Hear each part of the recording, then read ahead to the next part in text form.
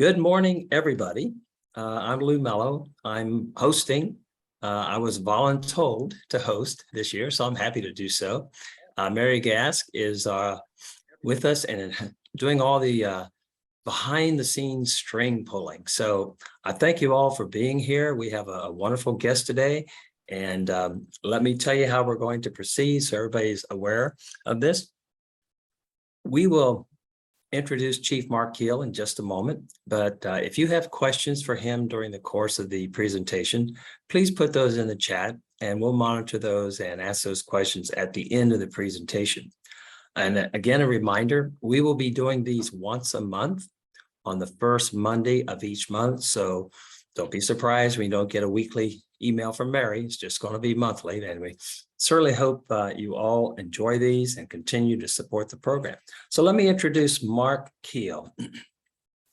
Mark has served as chief of SLED since July of 2011. He received a Bachelor of Science from Georgia Southern University. While at SLED, he earned a Juris Doctor from the University of South Carolina School of Law. He's a native of Barnwell. He's an officer having served more than 40 years in law enforcement. He rose to the ranks at SLED, taking many positions over the years. He's currently president of the Association of State Criminal Investigative Agencies.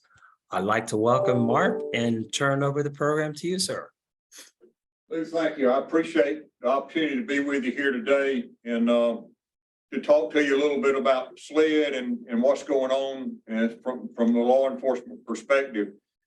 Mary was at one of my presentations at Irmo Rotary and called me after that and asked if I would do this. It's a little bit awkward. I've never done one like this, and I'm not like I say, I'm not really high tech when it comes to that. I'm sort of a low tech person, but I'll try to, it's difficult to talk to a screen, and you like to look at people's faces and see reactions and to what you say, but anyway, I'll do the best I can with this.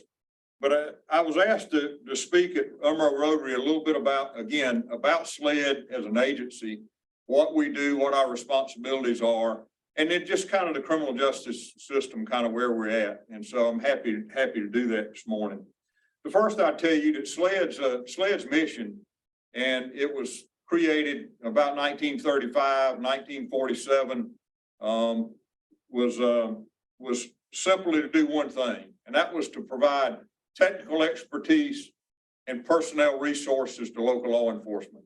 As you can imagine, 1935, we were a rural state. We're still very much a rural state when you consider the number of law enforcement agencies and personnel in South Carolina. And that's what we were created to do, again, was to help those small agencies with the resources that they could not afford on their own. We still do that today. That is our mission. Our mission is to provide, again, support to those local agencies. SLED has grown tremendously. When I came, I came to SLED in 1979. I left for a short stint from 2008 to 2011 when I was appointed Director of the Department of Public Safety, which is over the Highway Patrol. And when I came back to SLED in 2011, we had 420 employees. Today, if we had all of our positions filled, if we had no vacancies today, we would be just short of 800 employees. So we have grown tremendously as an agency. We also, our budget, when you look at our budget, when I came back in 2011, our general fund dollars, our appropriated dollars by the General Assembly was $23 million. Today, some 10, 11 years later, our general fund budget is $77 million, and our total budget is about $125 million when you consider federal dollars that come to our agency as well. So we've grown as an agency, as our responsibilities as an agency. If you look at the state statute that basically creates our agency, it says that we will conduct investigations of organized criminal activities. We'll participate in combined state and federal interstate criminal activities. We'll do all kinds of general investigations with arson, emergency event management, with explosive devices. It says that we'll maintain and operate a statewide forensic laboratory, and we do that. We had just built at the end of Piney Grove Road here off of Broad River Road a $65 million lab that the General Assembly appropriated the funds for about 4 years ago. And that lab has just been completed, and we're in the process of moving into that laboratory as we speak. It also says that we'll conduct covert investigations of illegal activities pertaining to and the interdiction of narcotics and other illicit substances, that we'll operate and maintain a statewide criminal justice database and communication system. And we do that. That is with all of our law enforcement partners in our state, our sheriff's deputies, our municipal police officers, our federal partners, our solicitors. Approximately 18,000 users use that database each and every day, plus our out-of-state law enforcement agencies. It also says that we'll establish and operate highly specialized tactical response teams within the division. And that is our SWAT, our aviation, our bloodhound tracking, our K9 units that we have here at SLED. And it says that we'll operate and regulate state polygraph examinations. Most people don't realize that we regulate polygraph examiners here in this state, and we actually license all polygraph examiners. And then it says law enforcement regulation and enforcement and inspections of Title 61. In 1993, SLED was given a responsibility for all alcohol enforcement in South Carolina. We do not license alcohol establishments. We do the background and true ownership for those who seek licenses for alcohol, but Department of Revenue actually issues a license, but we have responsibility for administrative and criminal enforcement. And then last, it says that we will coordinate counterterrorism efforts. One of the other responsibilities, one of the other hats that I wear as Chief of SLED is that of Homeland Security Director for the state of South Carolina. I am South Carolina's Homeland Security Advisor, and we work very closely again with our federal agencies for preparation for response to and crisis management of any act of domestic or foreign terrorism that could strike our state. And then the final thing that it says in the statute that we're responsible for, it says any other activities not consistent with the mission of the division, which is kind of a catch-all. And I will tell you, I tell every agent that comes to work for me today, I don't want to ever hear them say, well, that's not in my job description, because I can tell you there's a lot of things that are not in our job description that we do every day. It seems like when people don't know in state government where something needs to be done, they'll call me and ask me and say, Chief, you know, I don't know what to do. I need your help. And of course, we try to help out in any way we can. So again, just a little bit about SLED. As I've said, that is our responsibilities when it comes to the state statute. I can tell you that law enforcement as a profession, we've gone through some significant changes just in the last couple of years. We all are very aware of what happened in May of 2020 with the George Floyd incident. We've seen how law enforcement has changed since that incident. We have more vacancies in law enforcement today than we've ever had. To give you a sense of that, the Sheriff's Association, South Carolina Sheriff's Association, did a survey in January, and they surveyed law enforcement agencies in South Carolina and asked about how many vacancies they had. Now, we've got about 300 law enforcement agencies in South Carolina. If you consider we got 46 sheriffs, about 250 municipal law enforcement agencies. Some of those are university police departments of those 250. So about 300 agencies. Only 139 agencies responded to this survey. So again, that was not even half at the time. But of those 139 that was surveyed, they reported that they had 3,601 vacancies, 3,601 vacancies. Now, 1,600 of those vacancies were at the South Carolina Department of Corrections. Another 400 of those vacancies was at the Department of Juvenile Justice. So that's 2,000 vacancies.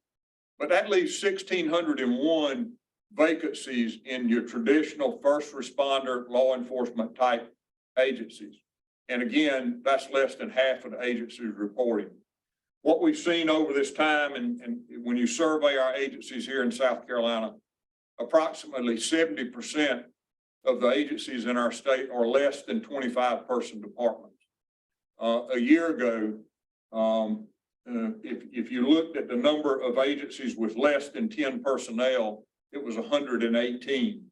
Today, 156 of those agencies are less than 10-person departments. Again, you can see the vacancy rate we're having. As a result of that, I can tell you that our agency is being requested for services more and more. The General Assembly has recognized that. We had a very significant budget increase this past year with 40 additional personnel. We go to the General Assembly every year asking for personnel and talk to them about what it is, the needs of this agency.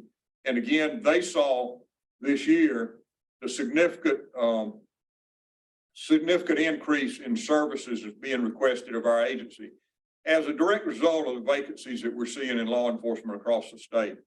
We're doing some things that I say are non-traditional when it comes to law enforcement.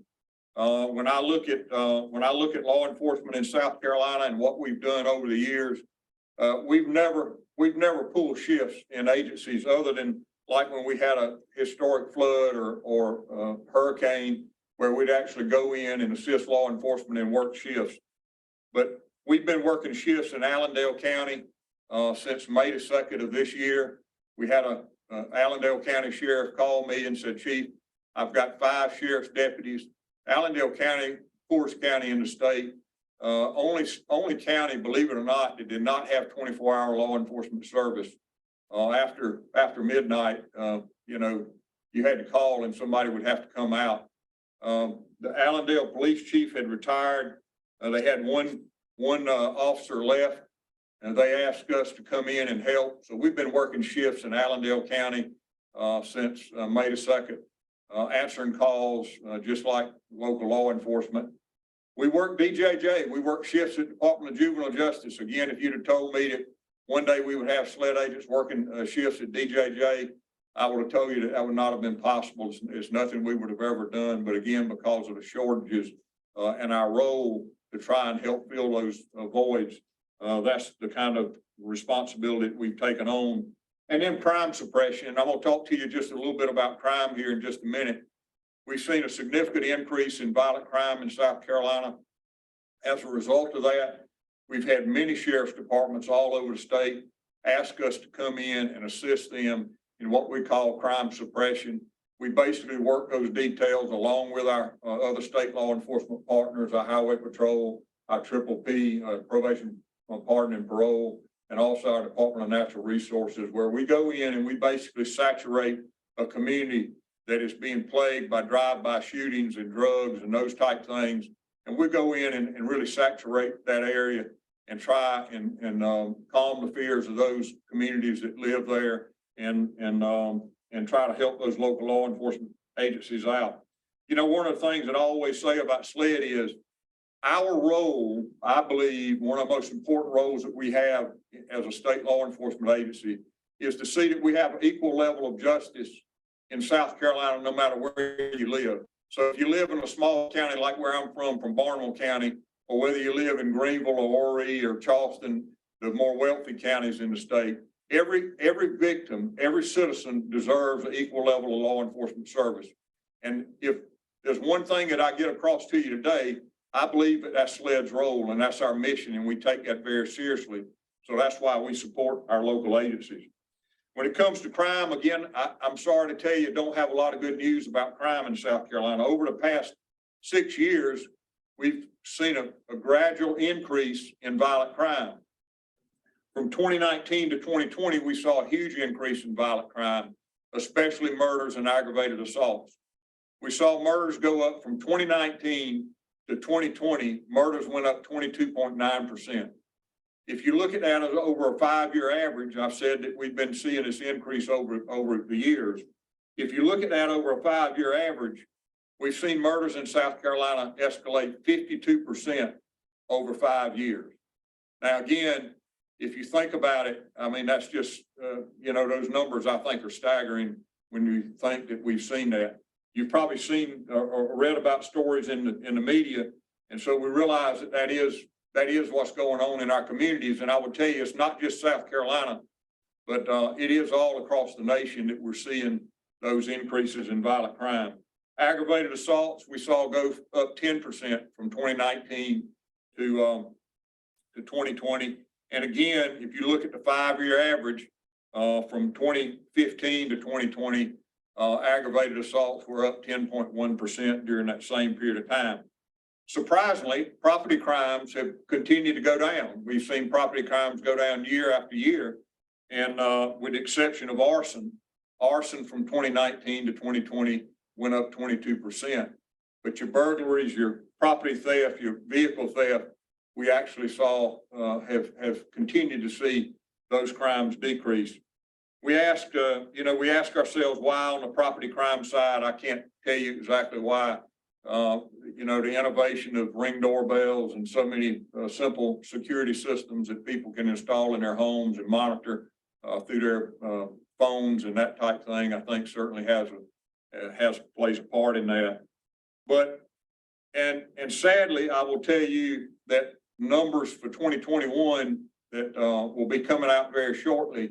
We're going to see another increase in murder and also possibly in aggravated assault, but we know that murder is going to be up again. Looks like about 4%.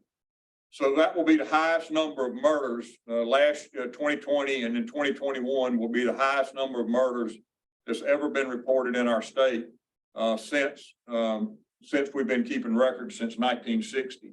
So obviously that causes us great concern. It also causes us great concern that we're having the difficulty we have in trying to recruit and retain law enforcement officers. I will tell you that one of the number one reasons that that law enforcement they say they're leaving the job is because they don't feel like the community supports them. I tell my folks I don't necessarily believe that that's the case, but unfortunately, it seems that those of us that support law enforcement sometimes are afraid to say we support them in the environment that we're living in today. And that's again, a very unfortunate situation. So I've taken about, I think 18 minutes or so right now. And just to give you kind of a feel for where we're at, I will tell you that many of us in law enforcement believe that when we are asked, why this increase in crime, we don't believe people are being held accountable. I will tell you that what we've seen, we've seen where the courts were closed in our state for about 18 months because of COVID, when that happened in 2020.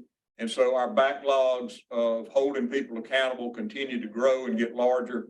And so we don't think that a lot of us do not feel like that individuals are being held accountable. We also feel like that our bond system is broken. We continue to see people getting out on bond who are already on bond for a violent crime, and they're continually getting out on bond again for a second violent crime or third violent crime. And so that causes us great concern as well. And I think is another reason that law enforcement, that people are getting out of our profession, retiring early, or not being able to retain young people or recruit young people, because they don't feel like there's accountability when it comes to those we arrest. We feel like, I know some of our folks feel like that they'll charge somebody and arrest somebody, and before they get home, that individual's already back out on the street. And so that creates a valid concern for those officers. But with that, I'll hush. We're at 11:20, and I'll take some questions. And anybody got any question, I'll be more than happy.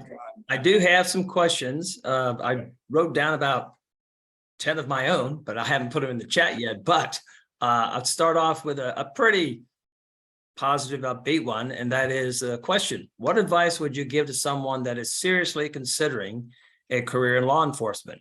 My son is entering college next year and involved in police explorers. I think that there is no other honorable profession than law enforcement. I would tell you, and I spoke Tuesday night to a first responders group at the Citadel, which there was about 30 or 40 Citadel cadets that are interested in being a first responder, either law enforcement, fire, EMS. And I told them that despite what anybody says, this is a very honorable profession. Can you imagine our communities without law enforcement? And so I would tell you that on top of that, when I look at the most recent Gallup poll on honesty and integrity, law enforcement, despite all the issues and difficulties that we've had since 2020, law enforcement still ranks number 6 when it comes to honesty, integrity. We're behind nurses, medical doctors, grade school teachers, pharmacists, and military officers. So I think that's pretty high rating for this profession. And I would just tell, it is a challenging career. If you're looking forward to a challenge, which I love a challenge. It's one of the reasons I got into it. One, because it's a challenge, but most importantly, because I want to help people. I want to try to make a difference. And if you want to be a public servant and you want to try to help people, there's no better profession to get into that you can really make a difference in people's lives. Thank you, Chief. Here's the second question. Are you aware of what the state's plan is to fill these so many vacancies? It seems very difficult, especially to manage prisons with enormous shortages of staff. It is a very difficult problem that we have in the state. I will tell you, last year that our General Assembly, Governor McMaster, had written a letter to Marcia Adams, who is Director of Department of Administration, on January the 3rd of this past year. And he wrote a letter and asked her to do a study with regards to state law enforcement salaries. And so within about 5 or 6 weeks, Director Adams put together a committee. We met 3 different times, the largest state agency, Department of Public Safety, SLED, DNR, and PPP. And they put together a salary study in record time, in about 5 or 6 weeks. That salary study was presented to the General Assembly, and the General Assembly funded that study to the penny of what she asked for. I can tell you that the salary increases among law enforcement, among our agency, were transformational. And never before, since I've been here, and I've been in state government 43 years, 44 years almost, never before have we seen a salary increase like we saw for our sworn personnel. Money helps, but it also, again, we need to regain the support and trust of our communities where we've lost it. In some places we have to regain the trust and support. We got to have good supervisors. That's another reason that people get out of profession, is because they don't feel like they have good supervisors. So we have to invest money in training law enforcement supervisors. But money helps, and they also increase salaries for the Department of Corrections as well, because many of the county detention facilities were raising their salaries to a point that people were leaving Department of Corrections and going to these local detention facilities. So money is one of the things, but again, we need to make sure that we have the trust and respect of our communities so that people feel like that they're wanted. And I say this, and I said this at the other meeting, never before that I can remember in my 45 years, so December the 10th, I'll be served in this profession 45 years. Never before in the history, at least in my history in this profession, have communities needed law enforcement more than they do today. And never before in our history has law enforcement needed the support of our communities more. Again, we need community leaders. We need people that live in those communities to trust us, and we have to work for that. It's not given to us. We have to work and you know, to try and build that trust and that respect in our communities. But we need one another, and because we can't solve this crime problem on our own. It takes parents initially to hold people accountable, hold children accountable.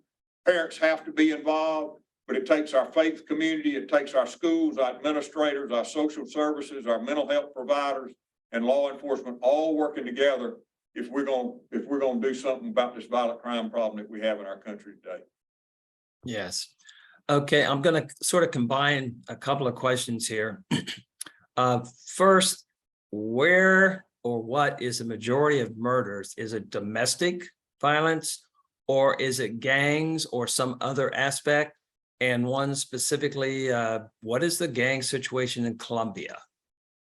Well, first off, I say that if we look at murders in general, certainly we still have our domestic violence murders, but what we're seeing, this just cycle of violence more so is I look at it with young people with guns, gangs, and drugs.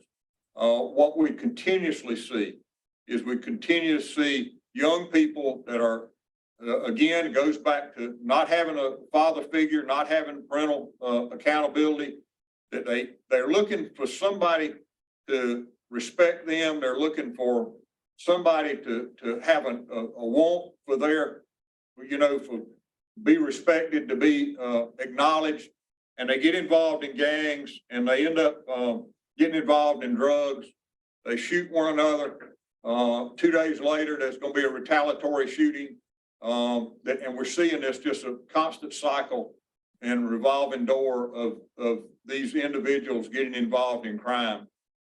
We have a gang problem in Columbia. We have, we have it all over the state. It's not necessarily always your big, what we think about national gangs, your Crips and the Bloods.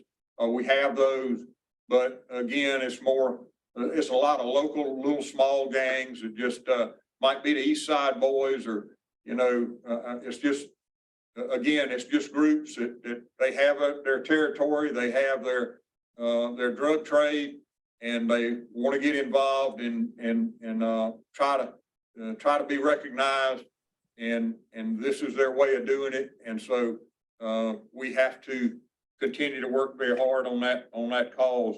We have one of the other things that we have here at SLED. We have the GangNet database, which the state statute says that every agency must enter that information about gang activity and gang members into that database.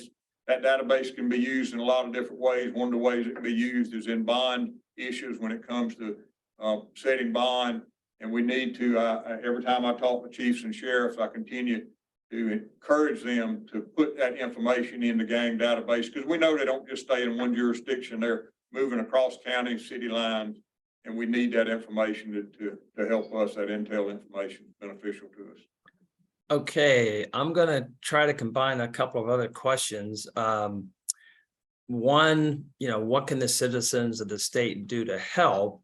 And tying that together with what can be done concerning judges letting criminals go and not holding them accountable. Is there anything that the citizens can do with the legislature relative to maybe tightening up some of this like loose law? I would say first, for citizens and law enforcement, again, we need your support. We need you to be our eyes and ears. We can't be everybody. And as I said, if we've got 137 agencies right now with 1,601 vacancies, we have less eyes and ears out there on the street today than we had before 2020. So we need citizens to get involved. We need them to talk to us, communicate with us, provide law enforcement information. We cannot secure our communities without citizen involvement. So that's the most important thing from the standpoint of how you can help us. With the judges, I would just say that, I think citizens, that they need to make their feelings known to members of the General Assembly. If they have those concerns, they need to make their feelings known to members of the General Assembly. They elect our judges, and again, I think that would be the appropriate way, is to voice your feelings to members of the General Assembly. Okay, another question is, are there any reoccurring causes or effects that can be attributed to the rise in violent crime? Is there anything on the community level we can do to help deter these causes? Well, I mean, it goes back to what I said, and I've said this again over and over, that, we see younger and younger people involved in violent crime with guns. And the one thing that in many of these homes that is consistent is, again, the lack of a father figure in these homes. So we have to hold, again, our parents need to be accountable for the children that they have. We have to have some accountability there. And we know that there's things that we in government can do to try and help with that as well. But that is where we see it over and over, these young people that get involved in crime that are not being held accountable at a young age. They're not being held accountable when they get to school, because teachers are having difficulty holding them accountable as well. And so I think that is part of our all of the consistent problems that we continue to have with young people in crime. I've never seen before, you would hear about an incident occasionally, but it's not uncommon at all now to hear that a 15-year-old was shot, another 15-year-old, or even a 12-year-old has got a gun and carried it to school and shot another 12-year-old. I mean, these are, again, it's just something that, that is all too common today that we've not seen in the past. Thank you, Chief. I think we'll just wrap it up with this last question. Are there any opportunities for retired people with little or no law enforcement experience to assist law enforcement as maybe an affiliate group on patrols or clerical or any other areas? We actually have some state constables that are, many of them are retired individuals that assist us with some clerical work here at SLED today. They also volunteer as some of them volunteer as constables. They have to go through a training program, and they volunteer with local law enforcement as constables as well. There are areas that in every law enforcement agency locally in the cities and counties, certainly where retired individuals could assist with things that may be non-law enforcement, but assist with those agencies that would allow an officer to be on the street more.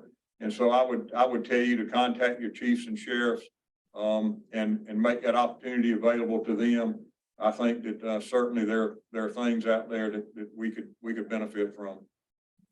Thank you, Chief. I want to thank you on behalf of everybody attending and those that will watch this as we've recorded it. So we do get a lot of views because some folks just can't make the 11 o'clock hour. It's quite a task for you especially and your staff and SLED in general.